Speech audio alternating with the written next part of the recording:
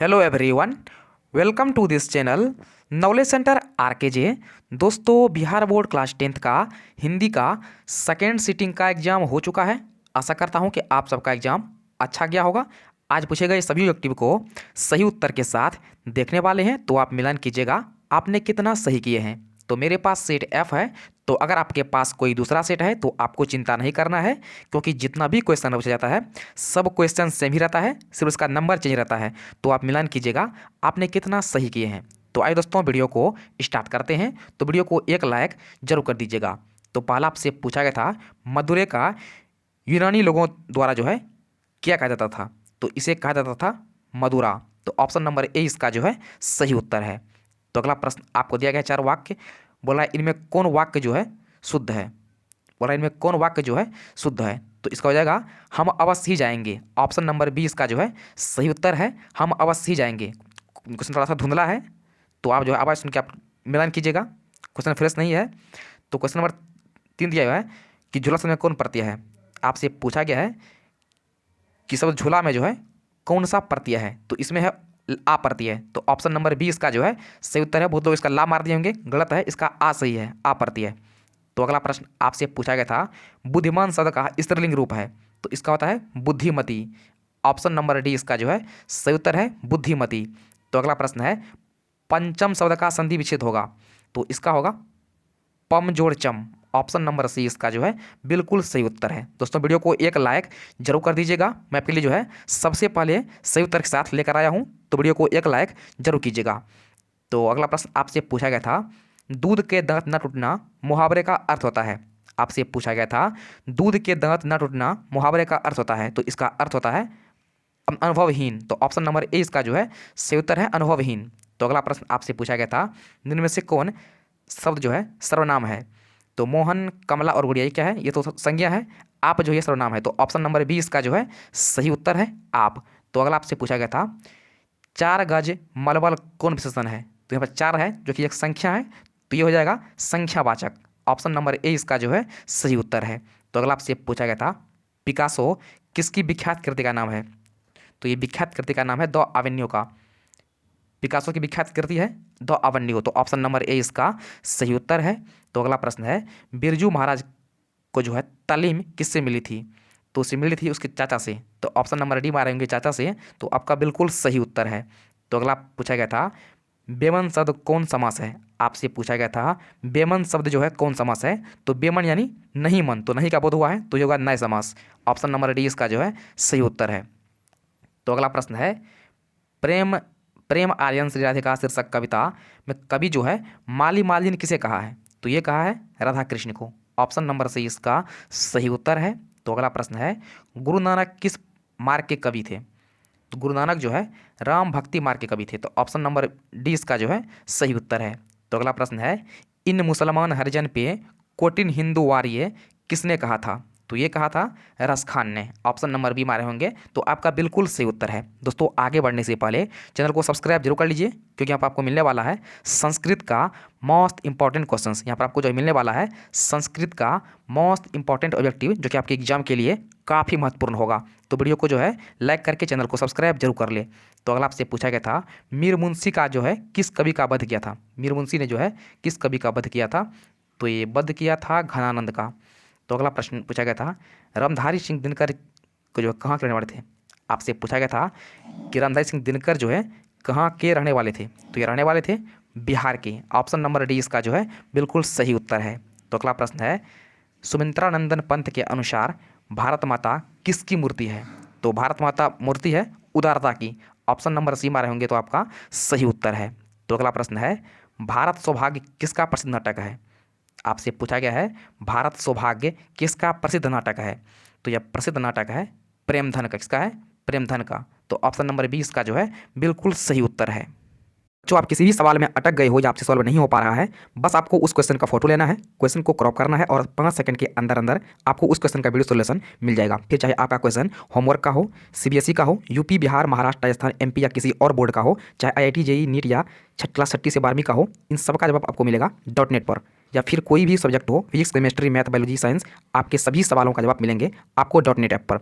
साथ ही dot net पर class 9वीं से 12वीं के बच्चे के लिए चल रही है इंग्लिश और हिंदी मीडियम में लाइव क्लासेज, यानी अब पूरी पढ़ाई होगी डॉट नेट ऐप पर। 3 करोड़ से ज़्यादा बच्चे डॉट नेट ऐप पर पढ़ाई कर रहे हैं, तो आप भी जाइए डॉट नेट ऐप को इंस्टॉल कीजिए। तो अगला प्रश्न है, स्नेह को मार्ग रेखांकित शब्द में कौन कारक है? तो यहाँ पर रेखा देख रहे हैं, रेखा में को में है, तो कौन है? कर्ता ने कर्म को, तो कर्म हो जाएगा। ऑप्शन नंबर भी मारे होंगे कर्म, तो आपका सही उत्तर है। तो अगला प्रश्न है, आपको दिया गया है कि व्यायाम का संधि विच्छेद क्या होगा? तो इसका हो जाएगा व्यय जोड़ आयाम। क्या हो जाएगा? व्यय जोड़ आयाम। तो ऑप्शन नंबर बी इसका जो है सही उत्तर है। तो अगला आपसे पूछा गया था, जाति प्रथा स्वाभाविक विभाजन नहीं है, क्यों? क्योंकि रुचि पर आधारित नहीं होने के कारण। ऑप्शन नंबर डी इसका जो है बिल्कुल सही उत्तर है। तो अगला प्रश्न है, मदन के लिए क्या खाना मामूली बात थी? तो मदन के लिए जो है मार खाना मामूली बात थी। तो ऑप्शन नंबर सी इसका जो है सही उत्तर है। तो अगला प्रश्न है, मैक्स मुलर ने कालिदास की किस पुस्तक का जर्मन भाषा में अनुवाद किया था? तो अनुवाद किया था अभिज्ञान शकुंतलम को। किसको क्या था? अभिज्ञान शकुंतलम को जो है मैक्स मुलर जर्मन भाषा में अनुवाद किया था। तो ऑप्शन नंबर बी मार होंगे आपका बिल्कुल सही उत्तर है। तो अगला प्रश्न है, बहादुर का पूरा नाम क्या है? तो बहादुर का पूरा नाम है दिल बहादुर। ऑप्शन नंबर बी इसका जो है बिल्कुल सही उत्तर है। दोस्तों वीडियो को अभी तक लाइक नहीं किया है तो एक लाइक जरूर कर दीजिए, फटाफट से इस वीडियो को जो है एक लाइक जरूर कर दीजिए। तो अगला पूछा गया था, परंपरा का मूल्यांकन शीर्षक पाठ साहित्य की कौन सी विधा है? तो परंपरा का मूल्यांकन जो एक निबंध है। तो ऑप्शन नंबर बी मारे होंगे, तो आपका बिल्कुल सही उत्तर है। तो अगला पूछा गया था, ला शत्रुज क्या था? तो ये था एक ईसाई मठ। ऑप्शन नंबर डी मारेंगे, तो आपका बिल्कुल सही उत्तर है, ला शत्रुज जो है ईसाई मठ था। तो अगला आपसे पूछा गया था, मछली शीर्षक पाठ में खरीदी गई मछली में कितनी मछली जो है जिंदा थी? तो कुल मछली 3 थी, जिसमें एक मर गई थी, तो जिंदा 2 थी। तो option number C, option number A इसका जो है सही उत्तर है, 2 मछली जिंदा बच गई थी। तो अगला प्रश्न है, गुरु नानक ने किस धर्म का प्रवर्तन किया था? तो प्रवर्तन किया था सिख धर्म का, और ये जो है सिख धर्म के पहले गुरु थे। ऑप्शन नंबर ए मारे होंगे, तो आपका बिल्कुल सही उत्तर है। तो अगला प्रश्न है, रसखान की कृति है, आपसे पूछा गया है रसखान की कृति कौन सी है? तो रसखान की कृति है प्रेम वाटिका।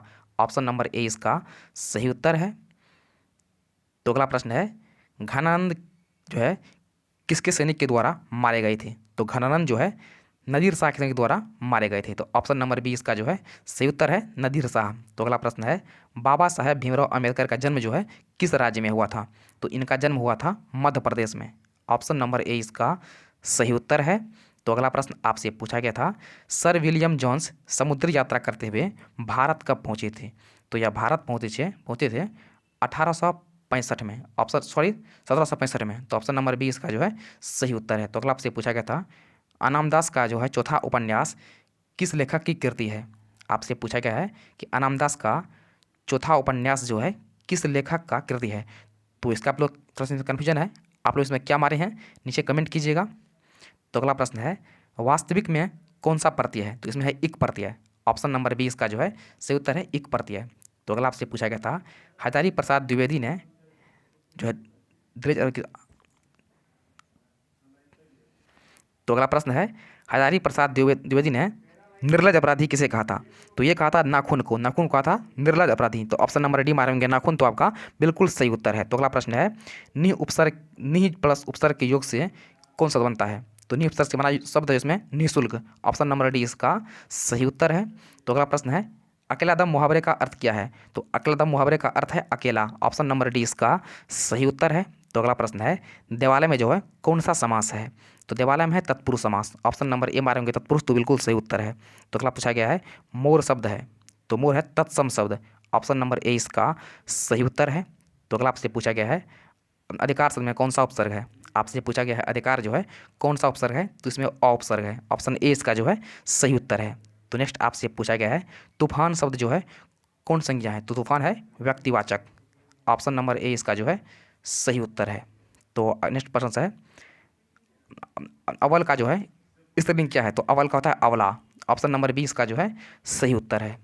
तो नेक्स्ट आपसे पूछा गया है, मनोहर का जो है संधि विच्छेद क्या है? आपको दिया गया है कि मनोहर शब्द का जो है संधि विच्छेद क्या होगा? तो इसका हो जाएगा मन जोड़ हर। क्या हो जाएगा? मन जोड़ हर। तो ऑप्शन बी मारे होंगे, तो आपका सही उत्तर है। तो नेक्स्ट आपसे पूछा गया है, संधि के कितने भेद हैं? आपसे पूछा गया है संधि के कितने भेद हैं? तो संधि के जो है तीन भेद हैं। ऑप्शन नंबर सी इसका जो है बिल्कुल सही उत्तर है। तो अगला प्रश्न है, आगे नाथ न पीछे पगहा लोकोक्ति का अर्थ क्या है? तो इसका अर्थ है किसी तरह की जिम्मेदारी न लेना। तो ऑप्शन नंबर डी इसका जो है सही उत्तर है। तो नेक्स्ट आपसे पूछा गया है, मुखचंद्र शब्द में जो है कौन समास है? तो मुखचंद्र समास है कर्मधारय है। तो ऑप्शन नंबर ए इसका जो है सही उत्तर है। तो अगला पूछा गया है, कवि प्रेमघन के अनुसार कौन सी विधा पढ़कर लोगों की बुद्धि जो है विदेशी हो गई है?